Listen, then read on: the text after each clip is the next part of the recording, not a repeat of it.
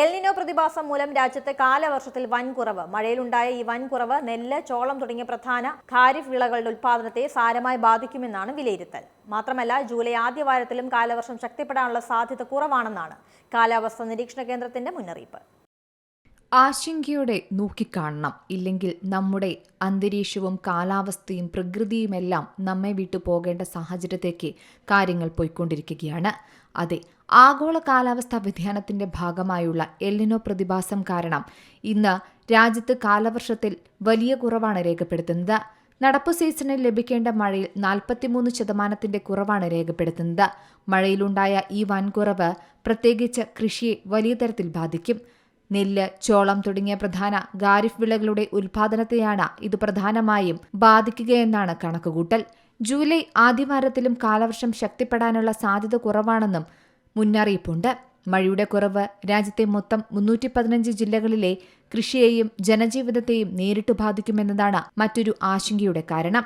മധ്യപ്രദേശ്, മഹാരാഷ്ട്ര, ഗുജറാത്ത്, ഉത്തർപ്രദേശ്, രാജസ്ഥാൻ, കർണാടക, ബീഹാർ, ജാർഖണ്ഡ്, തെലങ്കാന, ആന്ധ്രാപ്രദേശ്, ഒഡീഷ, തമിഴ്നാട് എന്നീ സംസ്ഥാനങ്ങളിലെ ജില്ലകളിലാണ് മഴക്കുറവ് മൂലം ഏറ്റവും കൂടുതൽ പ്രതിസന്ധി നേരിടുന്നത്.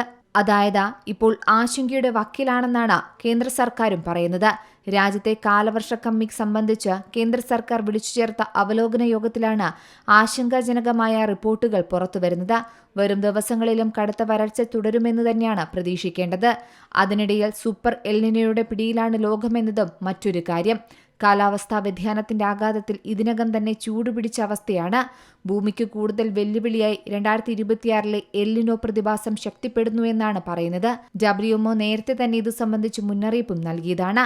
വർഷത്തിന്റെ ശേഷിക്കുന്ന മാസങ്ങളിൽ എൽനിനോ കൂടുതൽ ശക്തമാകുമെന്നാണ് അറിയിപ്പ്.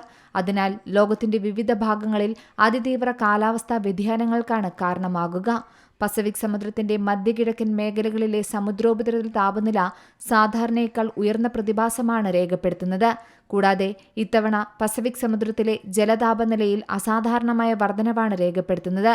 അതിനാൽ ചരിത്രത്തിലെ ഏറ്റവും ശക്തമായ എൽനിനോകളിലൊന്നായ സൂപ്പർ എൽനിനോയാകാൻ ഇത് കാരണമാകുമെന്നും വിദഗ്ധർ പറയുന്നു. കാലാവസ്ഥാ വ്യതിയാനവും എൽനിനോയും ഒരുമിച്ച് പ്രവർത്തിക്കുന്ന സാഹചര്യത്തിൽ അതിശക്തമായ മഴ, വരൾച്ച, ഉഷ്ണതരംഗം, കാട്ടുതീ തുടങ്ങിയ സംഭവങ്ങൾ വിവിധ ഭാഗങ്ങളിൽ വർദ്ധിക്കാൻ സാധ്യതയുണ്ട്. അതിനാൽ മുൻകരുതൽ നടപടികളും ദുരന്ത നിവാരണ സംവിധാനങ്ങളും കൂടുതൽ ശക്തിപ്പെടുത്തേണ്ടതുണ്ട്. കാർഷിക വിളകളെ ബാധിച്ചേക്കാമെന്നതാണ് ആശങ്ക ഇരട്ടിയാക്കുന്നത്. News desk Zee Malayalam news. ഏറ്റവും പുതിയ വാർത്തകളും വിശേഷങ്ങളും വിരൽ തുമ്പിലറിയാൻ സീ മലയാളം ന്യൂസ് എല്ലാ ഡിജിറ്റൽ പ്ലാറ്റ്ഫോമുകളിലും ലഭ്യം.